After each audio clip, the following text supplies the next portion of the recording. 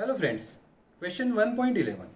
A polythene piece rubbed with wool is found to have a negative charge of 3 cross 10 raised to minus 7 coulomb. A. Estimate the number of electrons transferred from which to which. And B. Is there a transfer of mass from wool to polythene? तो आपको इस question में पूछा गया है कि जब आप पॉलीथीन पीस को वूल के साथ रब करते हो, यानी कि फ्रिक्शन का एक्सपेरिमेंट दिया गया, तो हमें पता है कि फ्रिक्शन एक्सपेरिमेंट से हम जब एक बॉडी को दूसरे बॉडी से रब करते हैं तो बॉडी चार्ज होता है। वैसे ही यहाँ पे जो पॉलीथीन पीस है वो चार्ज होके उसके ऊपर negative charge 3 cross 10 to minus 7 coulomb amount का अपीयर होता है। तो आपको जो पहला क्वेश्चन पूछा गया है that is the number of electron, और हमें पता है according to the quantization rule Q equals to क्या होता है Na, एंड दैट्स वाई आपको number of electrons n find करना है। तो ये फॉर्मूला है हमारे पास। बट आपको दूसरा क्वेश्चन भी ऐसा पूछा गया है from which to which body, यानी कि वुल टू पॉलीथीन पीस या तो फिर पॉलीथीन पीस टू वुल। तो इस क्वेश्चन के लिए आपको वरी करने की जरूरत नहीं है क्योंकि उसका आंसर अंदर ही दिया गया है। वो कैसे? तो अंदर बोला गया है कि पॉलीथीन पीस पे नेगेटिव चार्ज आया, दैट मीन्स कि पॉलीथीन पीस पे एक्स्ट्रा इलेक्ट्रॉन आए। तो पता चल गया इलेक्ट्रॉन कहाँ से कहाँ गए होंगे, यस, वुल से लेके पॉलीथीन पे।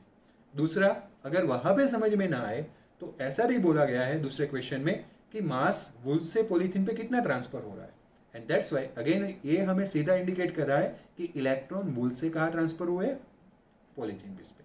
तो ये क्लियर हो गया आपका यहां तक। बात करते हैं डेटा की। सबसे पहला है Q equals to minus 3 cross 10 to minus 7 coulomb. वो कैसे? नेगेटिव चार्ज था इसलिए हमने उसको माइनस के साथ रखा। यहां तक क्लियर हुआ। बात करते हैं एडिशनल डेटा की। एडिशनल डेटा में सबसे पहला है कि E इक्वल्स टू जो प्राइमरी चार्ज होता है हमारा इलेक्ट्रॉन का charge, E equals to 1.6 cross 10 to minus 19 coulomb. तो ए हो गया हमारा प्राइमरी चार्ज E। अब हम बात करते हैं मास ऑफ इलेक्ट्रॉन की, that is 9.11 cross 10 to minus 31 in a kg। तो ये हो गया हमारा एडिशनल डेटा जो हमें इस न्यूमेरिकल को सॉल्व करने के लिए जरूरत है। बात करते हैं आंसर की। आंसर में सबसे पहला स्टेप है as a quantization of charge, क्या बोल सकते हैं, Q equals to N, and that's why क्या बोल सकते हैं, N equals to Q by. Q equals to N ही हो तो N इक्वल्स टू क्या हो जाएगा, Q बाई। जब हम इक्वल्स टू को जंप करके जाएंगे तो वो जाएगा डिवीजन में। क्लियर हो गया। नेक्स्ट वैल्यू पुट कर दें। Q का वैल्यू एज फ्रॉम डेटा क्या आएगा, minus 3 cross 10 to minus 7। Division में क्या आएगा, charge of electron that is minus 1.6 cross 10 to minus 19। मैंने एडिशनल डेटा में इलेक्ट्रॉन का चार्ज नेगेटिव लिया था और ब्रैकेट में लिख के बताया था वो किसके लिए, इलेक्ट्रॉन के लिए। क्लियर हुआ। नेक्स्ट स्टेप, माइनस माइनस जो था वो प्लस हो गया। अब ये जो वैल्यू आया 3 डिवाइड बाई 1.6 का वो है 1.875 क्रॉस 10 रेज़ टू ऊपर जो पावर था तो वो माइनस था, माइनस 7। नीचे का पावर था वो माइनस 19 था अप स्टेप में, तो माइनस 19 ऊपर जाएगा तो प्लस 19। तो यहाँ पे आया माइनस 7 प्लस 19। क्लियर हुआ यहाँ तक। नेक्स्ट क्या आएगा, that is 1.875 cross 10 raise to minus 7 plus 19 जो अप स्टेप में था वो हमारा बनेगा 10 रेज़ टू 12। तो ये आ गया आपका नंबर ऑफ इलेक्ट्रॉन कितने ट्रांसफर हो रहे हैं। दूसरा था from which to which body, तो उसको समझाने के लिए थोड़ा थ्योरेटिकल वर्क कर लेते हैं। उसमें पहला स्टेटमेंट है here n number of electrons are transferred from wool to polythene. वो है मैंने ऑलरेडी कंक्लूजन दे दिया था कि कैसे आपको बताना है। Hence wool loss mass of n number of electron and polythene gains mass of n number of electrons. ये सीधा इंडिकेट कर रहे हैं सेकंड क्वेश्चन के आंसर के लिए कि कितना मास ट्रांसफर हो रहा है।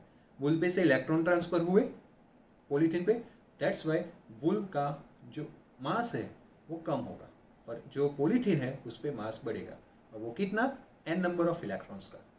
And that's Y next sentence होगा दस mass transfer in this process. अब मास तो ट्रांसफर हो ही रहा है तो कितना हो रहा है वो फाइंड करते हैं। तो मास ट्रांसफर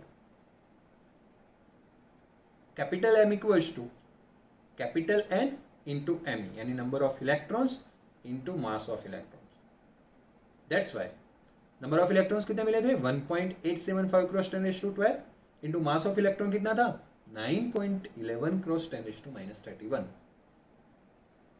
दैट्स वाई अगर आप 1.875 इंटू 9.11 करोगे तो आपको क्या मिलेगा 17.08 क्रॉस 10 के पावर के बारे में सोचे तो उसमें पहला पावर था 12, दूसरा पावर था -31, तो 12 - 31 क्लियर हुआ यहाँ पे स्टेप में. नेक्स्ट स्टेप 1.708, यहाँ पे 17.08 था, आप पॉइंट को आगे ले जाओगे तो 1.708 हो गया.